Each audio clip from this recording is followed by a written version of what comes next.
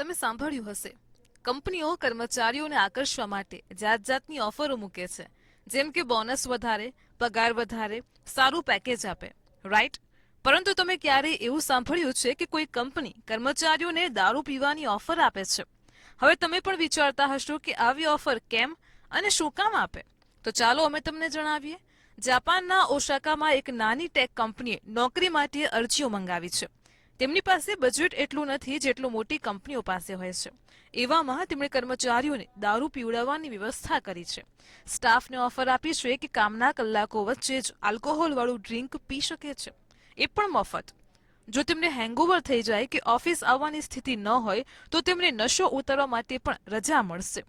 Trust ring નામની કંપનીના boss પોતે પણ કર્મચારીઓ સાથે દારૂ પીવે છે અને પોતાની કંપનીમાં નવા કર્મચારીઓને પણ ઓફર કરે છે.